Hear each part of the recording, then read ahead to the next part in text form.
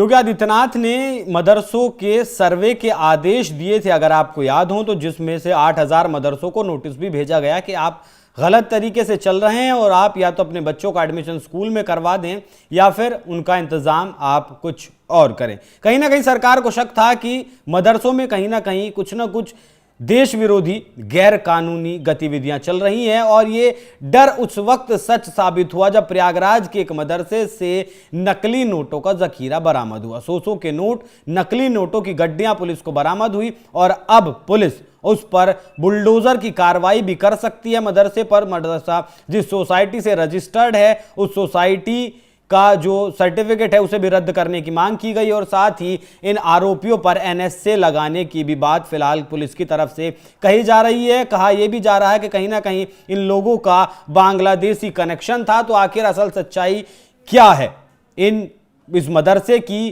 क्यों ये नकली नोट छापे जा रहे थे? क्योंकि इसी साल महाकुंभ भी प्रयागराज में होने वाला है। तो इस मुद्दे पर ज्यादा चर्चा के लिए मेरे साथ मौजूद हैं नाज़िया इलाही खान, बीजेपी नेता। बहुत बहुत स्वागत है मैम आपका।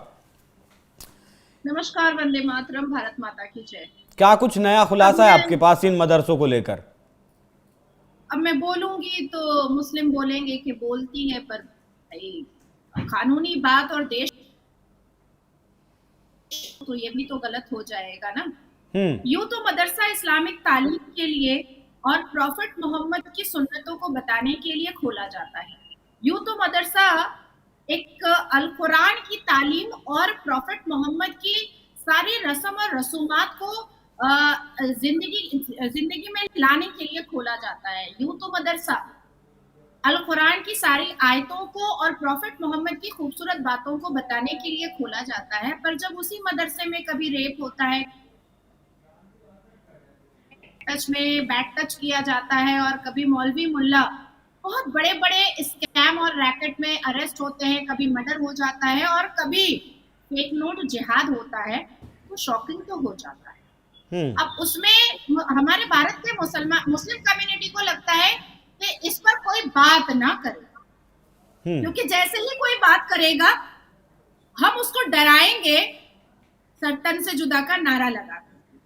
मस्जिद और मदरसे में रेप होता रहे, लव जिहाद होता रहे, कन्वर्शन होता रहे, उसकी आपका नेटवर्क थोड़ा इशू है, लेकिन कोई भी मेरी जी आवाज बोलिए। प्रॉपर आ रही है? जी जी बोलिए। किसी भी तरीके का कोई ऑब्जेक्शन या क्वेश्चन मार्क या इंक्वायरी या इन्वेस्टिगेशन नहीं होना चाहिए। ये मुसलमानों की स्ट्रेटेजी होती है।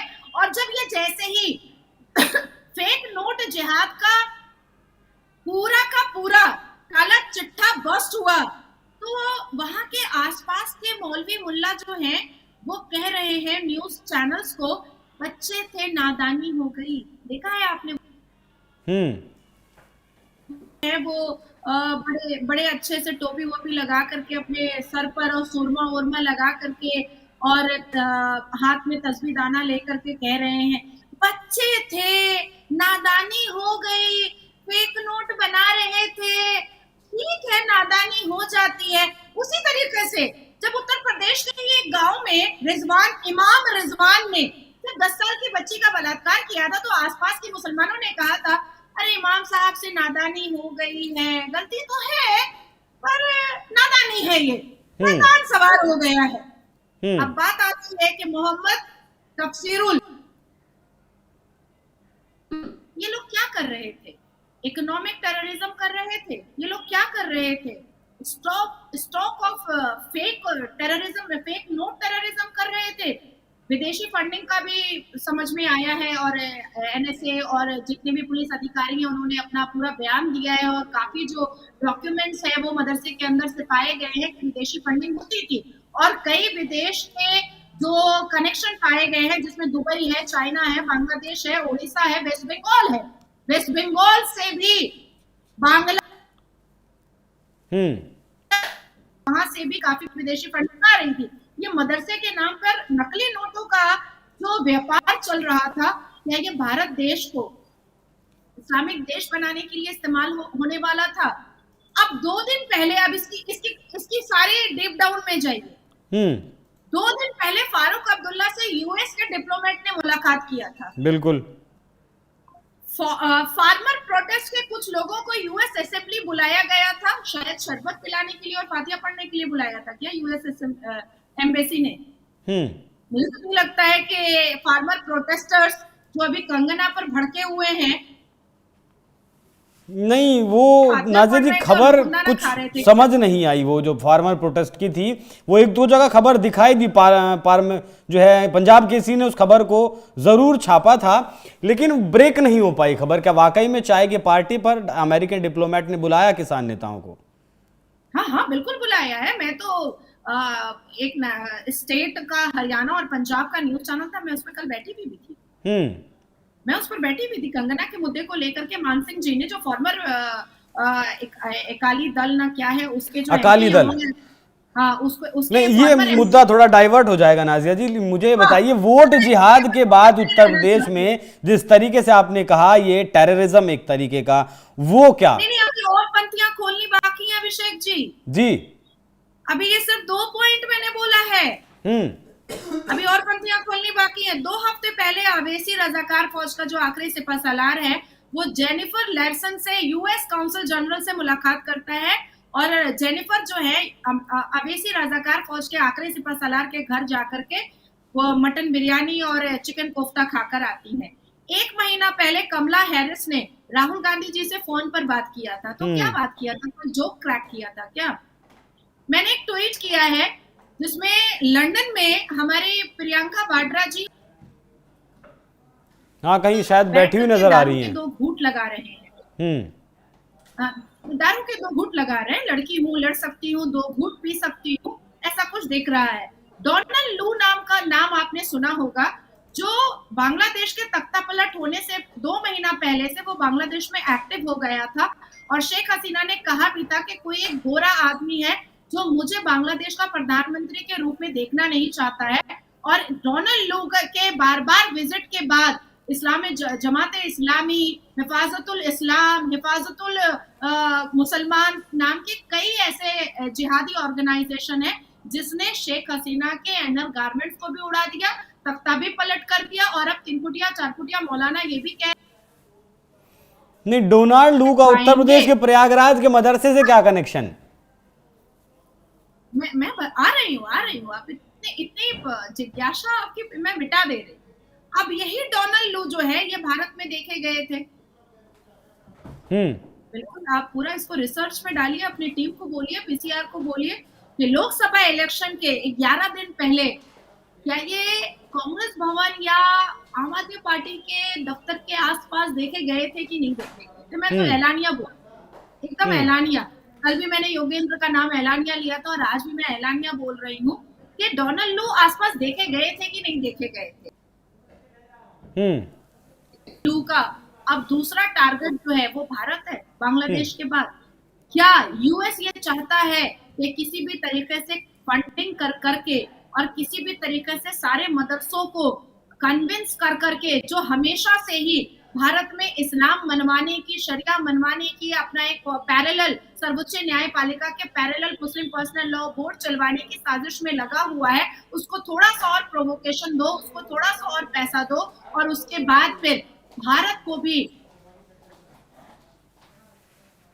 क्या ऐसी कोई साजिश यूएस की तरफ से चल रही है क्या? अब बारी बांग्लादेश के बाद हमारे भारत की है। क्या ये मदरसे में जाली नोट और फेक नोट का जो कारोबार चल रहा था, इसको बहुत हल्के तरीके से भारत देश को लेना चाहिए?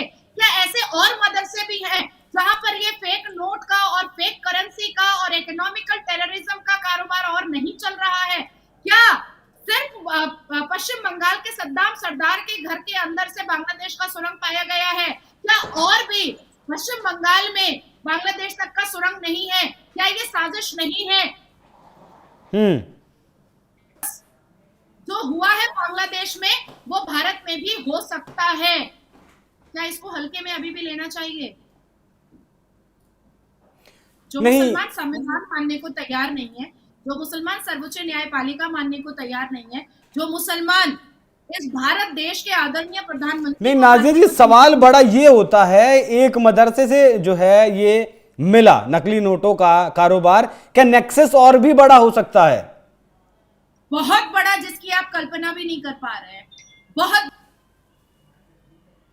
अभी बिस्मिल्लाह हुआ है, अभी बरकतल्लाह होना बाकी है। आपको याद होगा कि 2022 में भी स्मृति ईरानी के नेतृत्व में एक मदरसा बस्ट हुआ था, जहां पर स्कैम बस्ट हुआ था, जहां पर काफी गैर कानूनी काम को और काफी फंडिंग के हेर फेर को दिखाया गया था। फिर उत्तर प्रदेश के योगी महाराज जी ने 8000 मदरसों की लिस्ट जो है वो बना करके दी थी, और जिस पर निगाह रखने के लिए एनएसए से लेकर के आईबी से लेकर के बड़े बड़े आला अधिकारियों के हाथ में दिया गया, जिसमें से ये पहल है, ये पहला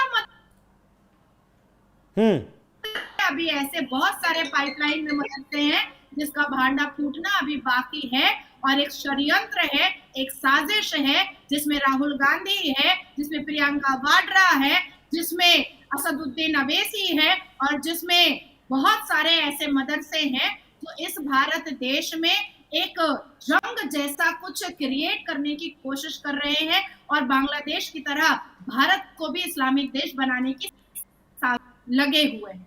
हाँ, तो इसीलिए शायद कहा जा रहा है कि कहीं ना कहीं बांग्लादेश का कनेक्शन है। आज नाज़ा जी का नेटवर्क थोड़ा सा शायद इशू कर रहा है, गड़बड़ कर रहा है, लेकिन जो आरोपी गिरफ्तार किए गए हैं उन पर एनएसए या फिर गैंगस्टर एक्ट के तहत कार्रवाई की जा सकती है, ऐसी बात पुलिस की तरफ से की गई है। सोसाइटी का रजिस्ट्रेशन रद्द कर दिया गया है, और इतना बड़ा कांड हुआ है तो मदरसे पर बुलडोजर की कार्रवाई भी हो सकती है। हालांकि इस बात की पुष्टि नहीं है। एक खबर ये भी निकलकर, एक राज ये भी निकलकर सामने आया कि मदरसे में जो प्रिंसिपल थे उन्हें हटा दिया गया, और प्रिंसिपल के कमरे में किसी को भी जाने की इजाजत नहीं थी, ये साफ तौर पर वहां कहा गया था। बाकी अब देखना होगा कि साजिश किसकी है और नेक्सस कितना बड़ा है, क्योंकि जब एक मदरसे में इस तरीके की गैर कानूनी गतिविधियां, देश विरोधी गतिविधियां चल रही थी, तो क्यों नहीं और भी मदरसों में ऐसी चीजें चल रही होंगी। बाकी नाज़िया जी, इस पूरे मामले पर हमारे साथ जुड़ने के लिए आपका बहुत बहुत धन्यवाद। दर्शकों, आपको ये चर्चा कैसी लगी कमेंट कर जरूर बताइएगा, और अगर आपके भी कुछ सवालात हों